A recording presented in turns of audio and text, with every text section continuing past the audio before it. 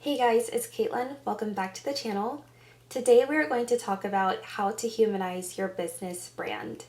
The idea for this video came to me after a company approached me weeks away from the launch of their flagship product. Now, this company was a startup. This was their first product that they were launching into the market.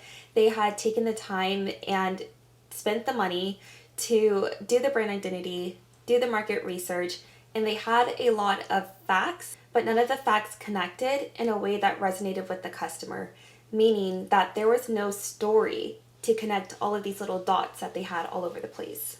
And because of this, they didn't have a real tangible way to bring their product to life, to bring their company to life. Today, I'm going to give you an exercise that you can do right now to make sure that your brand, your business brand, is as human as possible. So let's start from the beginning.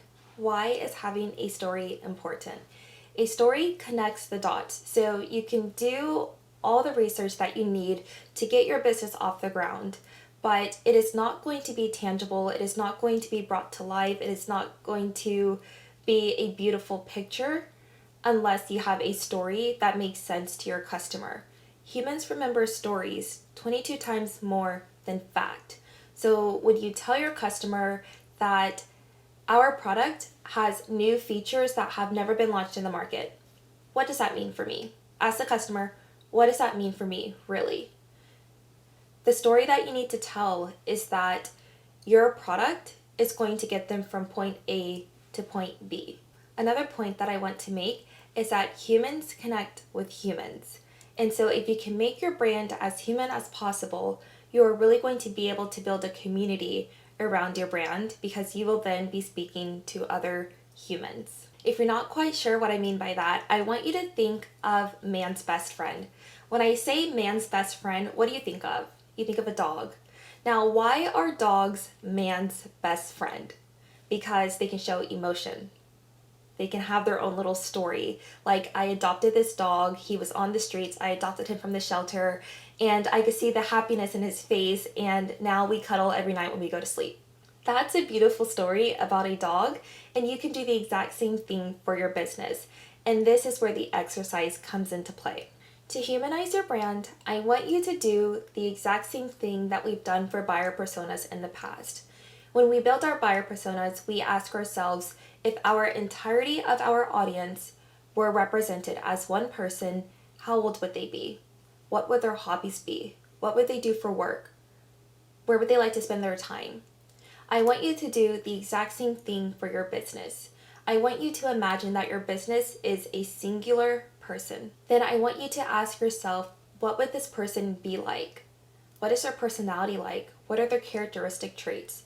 Are they a dog or a cat person? Or do they like birds? Where do they like to hang out? Are they introverted? Are they extroverted?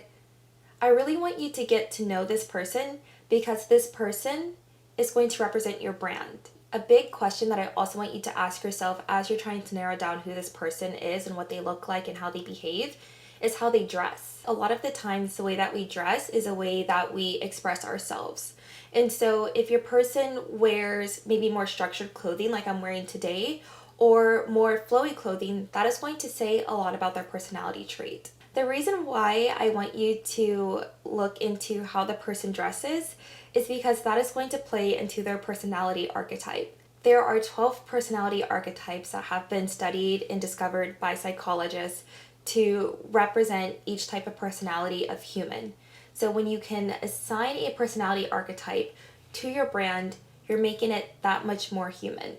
And the easiest way to spot the personality archetype, if you are not a marketing strategist, if you are not a brand strategist, the easiest way to do it is by figuring out exactly what that person would wear. So if they're wearing maybe a really flowy dress and they have like really long hair and they like to wear like really nice jewelry, they could be the mystic. Or if they wear more structured clothing like I am wearing today, they could be the gritty outlaw. I gave a few examples of the personality archetypes that your brand could embody, but just to give you all 12, I'll go ahead and list them out. The first one is the outlaw. So this personality is going to be really gritty and rebellious and outspoken. Next is the mystic or the magician. So this is going to be a lot of mystery and magic and a very cryptic personality and way of speaking. Next, we have the hero. They're all about being determined, being courageous, and winning. Next is the lover, so think love, affection, intimacy, closeness. Moving on to the jester, this person is exactly what you think. They're all about having fun, having a good time, having a lot of humor, laughing, being happy, positivity. Next is the everyman, and I don't have these in any kind of order, by the way, I just have them on my list. And the everyman is all about being equal, being inclusive, fellowshipping, and being connected to each other. Next, we have the caregiver. So the caregiver is all about being of service, selflessness, giving to others. Next, we have the ruler. The ruler is all about status, wealth, success. Next, we have the creator. So they're going to be focused on imagination, creation, innovation, originality, expression. After the creator, we have the innocent. So they're going to be focused on being one with nature, simplicity, happiness, positivity, morality, honesty. Next, we have the sage. The sage is like the educator. We are focused on educating, wisdom, expertise, influence. Finally is the explorer. They are focused on self-discovery, freedom, the unknown, and embracing adventure. One thing that I do want to note, as with a lot of the advice that I give, that these are not hard and fast rules. If you decide on a personality for your brand, I don't want you to think of it as something that your brand cannot grow to fully embody or even grow out of. I want you to think of it as a starting point. So if you do not have an idea for the personality of your brand, these 12 archetypes are a great starting point.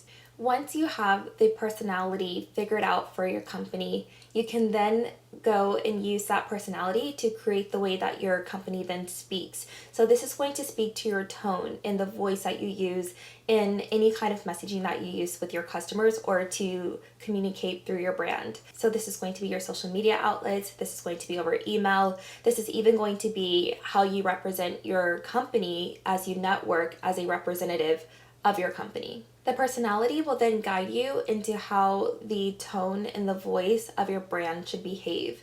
If your company showed itself to be the mystic, then maybe they're giving really inspirational content that has a slight woo-woo aspect element to it. If they are the gritty outlaw, they're going to be talking about how hard work and determination and grit is going to bring you success. Versus maybe the everyman. So the everyman is going to be a company like Walmart where they're just really happy, really positive, don't have a lot of negative things to say. On the flip side, I want you to take into consideration where your customers are. The best example that I can think of this is if you are in a position, your company is in a position of being a more educational company, then your customers can be thought of as students. So when you think of the personality of a student, this is going to be somebody that needs to be led, someone that is open to learning, someone that wants and desires and seeks educational content. And so your content needs to already be exactly what they are looking for. And so what you have at that point is this human-to-human connection. So as you think of the personality for your brand, I want you to think of what the reciprocal of that would be. Because if your company is one type of personality, then your customers have to be, it's inevitable, your customers have to be the reciprocal of that. So if they are the student, then you need to be the educator. Going back to my earlier point about how having a story brings all the facts to life, your personality is going to show through in that story, and how you tell that story is based on your brand personality. So now that story is going to feel even more human, even more believable, even more authentic. If you liked this video, please share it with an entrepreneur wanting to humanize their brand. If you are that entrepreneur wanting to craft a story that shows their brand personality and is on tone and has the exact voice that they want to use to communicate it, you can reach out to me and work with me using the link in the description box. And if you want to see more videos like this, please like and subscribe, and I'll see you next time.